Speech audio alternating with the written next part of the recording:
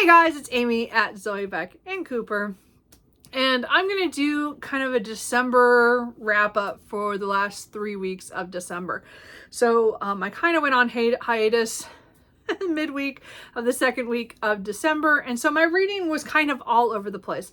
But I just wanted to kind of go through the stuff that I did read, just in case you're curious. If you were following my Instagram, which again is linked down below, it's TrueCoop7, True T-R-U Coop C-O-O-P 7 for my cats, and 7, I just picked a number. Anyway,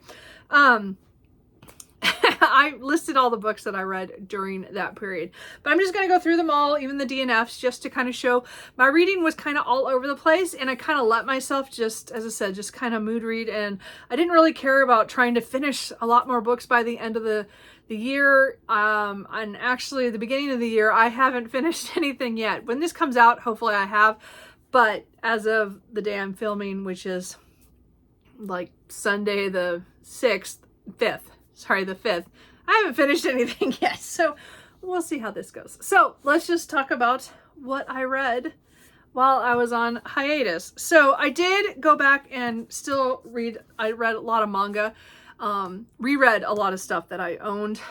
One of them was Legal Drug, or Drug and Drop, which is a continuation. So I reread the first 3 volumes that came out many years ago, and then they revamped it, and I did the 2 that came out later, but they've not returned to it. Clamp is again one of my favorite, manga artists.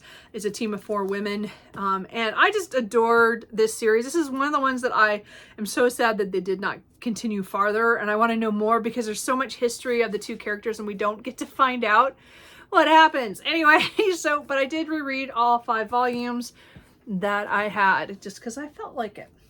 And again, I've been reading XX-holic and Tsubasa this year, and I've read so much stuff. It's so great. Anyway, and then I'm doing a book inventory. I'm putting all my books into a spreadsheet so I see how many books I actually own and how many I haven't read. And I realized when I was going through that I had never read this book, and I bought this, I think, last year. I mean, as in 2023. And it's this beautiful book by one of the artists, John Howe, who worked on the Lord of the Rings and The Hobbit. And so it was just a really pretty book of pictures of things that he did during his time on those movies, just about the world. Again, the Middle-earth Traveler, sketches from Bag-In to Mordor. And it was just fun. I do want to get one of the ones by Alan Lee. He was the other one that was on staff during those movies, and it's just really expensive, but I might buy that art book as well. Their art is so pretty. You see some of their art in the ends. I know for sure of Return of the King, but you know, there's a lot of things was based off of their artwork and stuff. And so I finally, as I said, I'm by going through my books and finding books that I didn't realize I hadn't read was kind of eye-opening. And so that was one of the books that I discovered I hadn't read, and that I rectified that fairly quickly because that didn't take too long to read. So then I continued my manga rereading, just because while I was looking up stuff about Legal Drug or Drug and Drop, I was like, well, are there more books in series? Because I remember I found one of the XXX-holic Ray books that I didn't even know existed. And so I looked up Cardcaptor Sakura and found out there's a whole series that I didn't know, Clear Card, which I'm going to start here imminently from the library. But I decided to read all the books, the manga, sorry, that goes to that series, the manga that I owned on my shelf. So I did read Cardcaptor Sakura. As I said, I have some really old versions, like when they first came out from Tokyo Pop. I have this one for 1, and then I got the next 6. I got in these really cool versions that they have all the Japanese at the bottom, so it's a dual bilingual version, Japanese and English, of Cardcaptor Sakura. So I have 2, 3, 4, 5, and 6. So these are really cool versions. I never found the first one when I was buying them, but I got those anyway. And then I continued on to the second set, which is The Master of the Cloud, which again is another 6 volumes. So I had 1, 2, 3, 4, 5, and 6. So these ones again are all by Clamp. Again, as I said, I just was on a reread this year. So I read all those. So now I'm ready to read Clear Card, which is, I think, there's at least 15 or 16 volumes out right now. I don't know if it's a completed series. I haven't looked that far into it. I just know that my library has most of them, so I am going to read those to the library. So, but I wanted to reread the original to get through that. So I did read that as well. So I did, during that time, get the audiobook for The Shepherd's Crown, which is the last book 41 in the Discworld series by Terry Pratchett. So I have finished the Discworld series. Again, I didn't read many of the novellas and stuff except for, I don't know, is The Last Hero considered a novella? I don't know. I read that one, but almost all, I just really did the main 41 novels. And again, as I said, I went back and did the Tiffany Aching after skipping a couple of her books because I couldn't get into the first book, but finally, this year I did, and so I read 10 Discworld books in 2024 to complete the Discworld, and so now I could probably go back and reread. Why are you eating my hair? He usually only tries to eat my hair when it's wet. I don't know why, it's dry. Anyway, I finished that one, and I felt really good about that. I mean, it was a good ending for that. It was sad in certain parts. I got spoiled for something, but luckily it was something that happened early in that book, so I feel a little better about that spoil. But overall, I'm glad I read them. Tiffany Aching books definitely were not my favorite of the series. That's not a subject, my favorite the series. The Guards are my favorite. The Night Watch, those are my favorites of all of them. Anyway, then I did have a couple of DNFs. I did try again Swashbucklers by Dan Hanks. This time I tried it on audio. It was on the Audible Plus catalog, and this is the book that I tried about 2 or 3 years ago, and I got, I think I got like 80 pages in, and I DNF'd this like within 2 pages, like past where I DNF'd the last time. So this is just a book that I think moves too fast for what its premise is. So we are following an older man who, Cisco, who in his teenage years, something happened, and there is this bad kind of ghost thing, pirate ghost, that's after people, and he and his friends save the world, kind of thing. But he is the only one who remembers what happens, and everybody else thought it was a gas leak. And so all the killings, all the destruction, everything, he is the only one who remembers, and everybody thought he was crazy because he's the only one who talked about it. So he leaves town when he is a teenager. He just can't deal with all the people around, and his parents luckily move him out of town. But he comes back 20 years later. He's in the middle of a divorce, and his friends have taken him in because he's heard that there's something going on that's re-sparkiness. So it's, it's like kind of like getting the Scooby Gang back together kind of thing. And the premise, I wanted to love this book. And again, that's why I gave it a second chance. And, but no, I had the same exact problem as I did in the first one, is that he kind of glosses over what happened in the past. Even though Cisco knows what happens, he doesn't tell us exactly what happens, except for 1 or 2 little points. And then we're kind of thrust into this new, like, things are happening, and we don't understand why. And it just goes too fast. And I just didn't care after I got to about page 81 or 2. I wanted to so bad love this book. And so I gave it a couple of years, and then I came back and reread the beginning, and it exactly the same thing. I just feel like it tries to do too much too quickly without explanation. And I mean, again, I read a lot of books that are weird and confusing, but it was a different kind of not, like, this character knows what happened. And the fact that he's not telling us, I found that really unreliable. And I don't particularly like unreliable narrators a lot of times. I mean, it has to be a really good book that works for. And it didn't work for me. So anyway, I am unhauling that book off, and it was off of my cart of shame. So I did do at least another book off there. And then in my last, I think it was my last vlog or the one before, I had my little breakdown of the Read What You Own challenge. And I bought a couple of books at Barnes & Noble because I had some credit and stuff. I think that was when I had used my rewards. Anyway, I had bought the Cinnamon Bun bookstore as well as this is the second book in the Dream Harbor series. I also bought the Christmas Tree Farm. Anyway, I started reading this. I got over 200 pages in and DNF'd this. So this was not a bad book. This was a book of, why am I wasting my time reading this? I was so bored. I liked the main characters because we're following one of the women who works at the bookstore, and then someone who does fishing tours for tourists. And there was a lot of things. I've never liked the friends with benefits thing, or deciding, hey, let's just have our fun time, but it has a time limit, like summer, kind of thing. I've never, those are not the kind of romances I've liked. I've never liked those. Fake dating is one thing, but not when it's like they're kind of sneaking around, but then they're not because people kind of notice. But it's also, again, they have this kind of time limit thing on it. And I just have never liked that kind of situation because there's too much emotions are getting involved, even though they say they're not going to have any emotions together, kind of thing.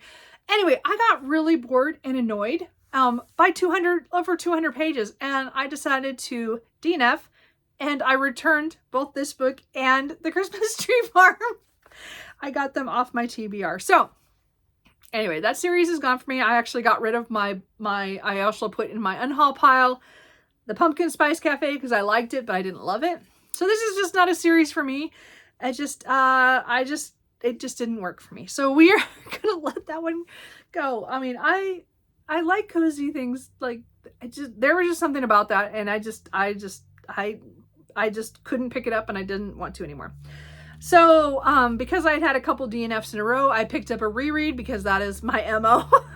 And that's something to do. So I picked up Archangel's Lineage by Nalini Singh. I always reread her books, usually at least once after they've come out in the year. It's usually like, so this was this year's release for the Guild Hunter series. This is book number, is this 16? It's something close to that. I'm probably not remembering correctly. 1, 2, 3, 4, 5, 6, 7, 8, 9, 10, 14, 15, 16. I was right. Anyway, so this is number 16. Don't start here. This is a great urban fantasy series where we're following archangels, angels, and vampires, and we're following people who, some of them who are hunters who are able to track down the vampires with their abilities and stuff. And it's just a great world built. The world is just so fantastic with the way the angels work, and there's the whole overarching story. This one was is again this year. I mean, this is, yeah, I'm not gonna lie about it. It was one of my favorite books of the year because of certain things that happened in this one. It was great to reread it and to catch little things that I didn't catch the first time, because that's usually what happens. So I did enjoy my reread. I just adore this book and the series and Nalini Singh. So that's nothing new to that. Let's see here. Where did I put that? So then I tried a manga from the library, because again, I was reading a lot of stuff that I owned, but I thought, well, I was at the library, and when I picked up, was it when I picked up something else? I don't remember what I picked up from I think I picked up another book. Anyway, I tried Prince Freya by Kiko Ishihara. And this is a series where a young woman is forced to pretend that she is the prince because they are in the middle of this war, and he is poisoned and killed. And she looks exactly like him once she cuts her hair. And it's really kind of a ridiculous, it's one of those, what is it, The Prince and the Tailor? Well, I don't know what the storyline is, one of those fairy tales. But I didn't like this one because there's something that happens in here that just broke my heart. And I was like, I can't believe that just happened. Like, it was like, a character or something happened, and I was just stunned. And I think it ruined it for me because it was just too much too soon. I barely read a couple of chapters in this manga, and I mean, I was like, I'm supposed to, I don't know, it was just, it didn't make me want to continue because of what happened right after that. And I was like, what? It was, I don't know. I didn't like it. Let's just put it that way. I'm glad I finished it and said I tried it. It just wasn't for me. I think it was just that thing that happened. I was so surprised at, and there was nothing I could do about it. It was weird. So I did finally finish Goldfinch by Raven Kennedy. So this is one I'd had been reading on my Kindle. I read it on my Kindle. I got it when it came out in November, but I'd been slowly picking it every once in a while, picking it up and reading a little bit. Wasn't its fault. It definitely was a me thing of the way my reading was going. So, but I finished it. I'm so glad I did. I adored this series overall. This wasn't the strongest finishing. I mean, because there's certain things in the end I'm like, wait, what? But I also love it because there's certain things about it that, maybe she'll come back and there'll be another series kind of thing. But the Prey Prisoner series is finished at book 6. This is following Oren, who is the pet of King Midas, and she is kept in a cage at the very beginning in Guild. And this book is just a progression of things that she goes through and her growth and stuff. And all the other characters, I loved all the other side characters in this. And this last book was brutal on a lot of things that happened. But I still think it went really well. It's not my favorite of the series. I would still say book 3 is it book 3? Yeah, I think it's book 3 that is still my favorite because so much happens in that and it's just so explosive. I think it was a great middle book for the whole series. I mean, but I've liked all the other books. It's just different. Anyway, but I did really like it. I did like the end. It still was a 5-star read for me just because I love these characters and I wanted to see what happens. And there's some characters in here I liked more because of this book, which I'm glad we got. So anyway, I really enjoyed that, but I finally got that one finished. And then, let's see here. I did read another ebook right after because I was, I don't remember. I was doing something, but because I'd finished Pucking Around a couple weeks before, I wanted to read the short stories that come in between the books, and I was looking at the reading order. I probably was doing something on a spreadsheet, which made me think of it. So I did read Pucking Ever After Volume 1, which comes after Pucking Around, the first full-length novel. So these were just cute stories, kind of the aftermath, after they've gotten everything's happened in the first book, and then they're just like little farther on stories. They were just cute. There was nothing super awesome about them, but I did enjoy them. They were fun. So anyway, I did read that. So then I didn't find I do have an ebook that I'm kind of unsure if I technically have DNF'd it or not, and it is Captive of Wolves by Eva Chase, and I'm still not sure about that one. So I'm just going to mention I read it in this time, right around this period, and I was like, I think I read 80 pages, and it's 400 and something pages, the first book, and it's a pretty long series. But I don't know if I'm going to continue. It's definitely a why choose at some point, but the way it's set up of this human who had been captured by werewolves in a different dimension. So they'd crossed to her dimension, picked her up, brought her there, and then kept her there for years using her blood for a certain reason. And then another group of werewolves find her and take her home with them. And so there's a lot of stuff going on here. I know they're better than the first group because the first group didn't take care of her very well. But there's something about the dynamic. Maybe it's not the way I like why choose stories. I'm not sure. So I'm not sure I'm going to go back to it. I couldn't find a picture of it. I should have pulled up Amazon. So anyway, let's just go on. But the point is that I do have kind of in the background that book. If you've read that one and think I should continue, let me know. Because right now, I'm not so sure. Anyway, I then read Wintering, The Power of Rest and Retreat in Difficult Times by Catherine May. So this one, I got this copy from Lindsay at Lindsay Rees. Thank you so much, Lindsay, because she was getting rid of it. And I was, we were at Pal's, looking at books, I think, for a sale back last winter. And I said, well, I was thinking about getting this. And she's like, oh, well, I have that. So I got it at one point. Anyway, so it took me this long I waited till winter to listen to it. I got it from the library, the audiobook. And this wasn't what I expected, which is kind of what she told me. But it really is more of a memoir of her, some of her mental health things and dealing with things in her life and how she dealt with them by retreating or by not, being involved in everything. And I get that. And I guess I was just looking for a little bit more tips on maybe, because at the time I was pretty overwhelmed with stuff, as I said, which is why I stepped away just for a few weeks from BookTube, because I just felt like I was just being bombarded by stuff I had to read because everybody's talking about it. So it wasn't exactly what I wanted. So I am going to pass this, on, but at least I did read it. I did get it from her. So thank you so much to Lindsay. So, because I got that done. And then I also did, hold on my phone. I read Swift and Saddled by Lila Sage. So I felt like a romance. So this one is a cowboy romance. This is book 2 in the Rebel Blue Ranch series.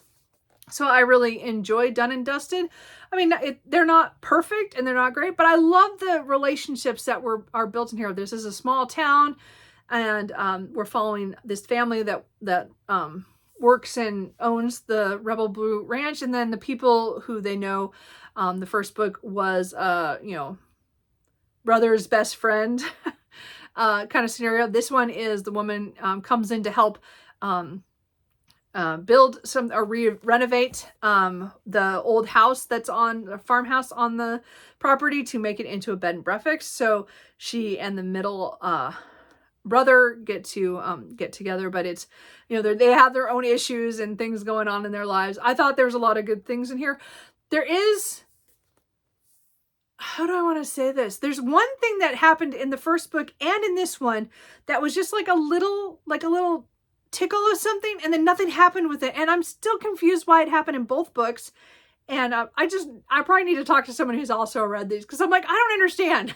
But it's like only one little thing that kind of bothered me. Because again, I'm one of those timeline people who sit and go, that doesn't make sense timeline wise. Because I'm a writer and that's how my brain works. And but there's one little but I do like these ones. They're not super big on the third act breakup kind of thing. Like they're not like bad ones, I guess. That's what I want to say. I really enjoyed this one, and I'm looking forward to continuing that series. And then again, I was going through my books, doing my book inventory. So I found a couple of small books that were more writing related that I was like, why haven't I read these? So I first picked up Why I Write. Political language is designed to make lies sound truthful and murder respectable, and to give an appearance to solidarity to pure wind by George Orwell. So this is one of the great ideas. And I got this, I bought this a while ago. I found it at Pal's. I've been meaning to read this. I think I tried to put this on my nonfiction November TBR last year and this year. But I tried this time, and yeah, what this is it only has a little bit about his writing, and then it goes really political on what the British people, how they think about things and how they deal with things in his time period. And I just didn't care about his essay. That didn't help me with why he wrote. He was coming up with political reasons for why he was fighting to write certain ideas, because he felt that the British people need to be woken up and stuff like that. And kind of like that. I don't know. I didn't get all the way through it. I DNF'd this book. So that book is going away, which is sad. Oh well, I got it off my shelf. And then another one I read that has been on my shelf for years. I don't even remember when I bought this. I don't know, probably 15 years ago. I don't know. I don't remember if it has a publication date on here. I I don't know. I bought this years ago. It was in when I was still living in California. So it's been on my shelf and I kept it in, and I kept going, oh, I just need to read it. It's really short. And that is In His Own Right by John Lennon, the Beatle. Yeah. This was, this is crap. Anyway, the point is I hated this. This is like made no sense to me. This is actually, it makes more sense if you think he was on drugs when he did it. I don't know. The micro stories in here, the drawings are like, they're just kind of whimsical. That's fine. I had no trouble with that. The little stories in here were this is so of its time first. Okay, let me put it this way. I think it was published in 1980. I think the first time. Is that right? That doesn't sound right. No, 64. It was published in 64. He died in 80. Sorry. So it was published in 1964. And again, I think that's why I sought this out, because I was going through a Beatle phase at one point. And this was just crap. I mean, what can I say? The stories are very much, they're not politically correct. Let me put it that way first and foremost. I don't think it was like he was meaning to be demeaning, but he was. Maybe he was, and I'm just trying to be nice about it. But they're dumb. Like they're again, I write for fun, but these made no sense. These are just abstract little micro stories about who knows what. And you obviously, I mean, to me, it's like he was just messed up. Anyway, I don't know. Some of them are so dumb, and it's just some of the pictures are, I don't know, they're just weird. And I don't know how to explain it. Anyway, point is, it's going away. I hated this book. This was, I think, my only 1-star read this year.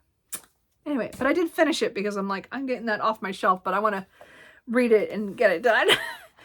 And then another book that I had on my shelf that was by somebody famous that I hadn't read was Catching the Big Fish, Meditation, Consciousness, and Creativity by David Lynch. Again, this is the director of my favorite TV show ever, Twin Peaks.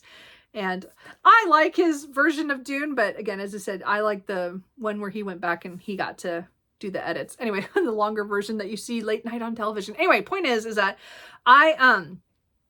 this was actually really good. This is a book I will revisit. I do want to go back in. There's a couple times he had some really great quotes on creativity and how he uses that. Now, he is big into meditation, so there's a lot of that stuff about this, and he is an advocate for a certain group that wants to bring meditation to schools and stuff, and some schools have taken that on to help people kind of get calm and to look at their lives differently. I am not against meditation. It is just something that has never worked for me. Like that's not the way my brain works, but I see how it could for other people. So it was really interesting to see his view on it. Just take it into consideration. If you look at this book, there is a whole lot of stuff about meditation and about his views on that. But there's also a lot about certain creativity things that happens. He's talking about meditation being where he is able to catch the big fish, or to open himself up to ideas and not go for the little things that are easy, and but to go for deeper and to get the bigger things, the things that mean more to him and that he wants to focus on. So there was a lot of good things in there. It was a really quick read. The chapters are super, super short. Some of them are just a couple lines, I think it was just a quick read. And as I said, there were some really good quotes on creativity of how to, just calm yourself down and, and just kind of make time for your art and not always be rushing around trying to do what everybody else wants you to do, but also take some time for yourself and stuff. So anyway, I think this one, again, it wasn't perfect and it wasn't like the best thing ever, but I still think there's a few quotes in here I definitely want to go back and tab because I thought they were really important. So anyway, it was a weird read, but I'm done, and it's checked off as in read now off my shelf. And then the last book that I finished in 2024 was Starter Villain by John Scalzi. So I had the audiobook I bought a while ago on sale, and I just been meaning to get to another John Scalzi book. And again, this was the one that came out year before last, I think. Anyway, he is, I read the Kaiju Preservation Society, I think this year. I think that was earlier this year. But I really enjoy his humor. I mean, you have to like his humor to like his books. This one was hilarious because it has the cats, and I loved it. And his uncle was a villain, evil villain kind of thing, except that he was, doing all this other stuff, and he gets kind of caught up in it after his uncle passes, and he gets kind of passed the torch. And I liked the way the story went it was just outrageous and murder and blowing up things and there was all this great action stuff in there, and this poor guy is just out of his element most of the time.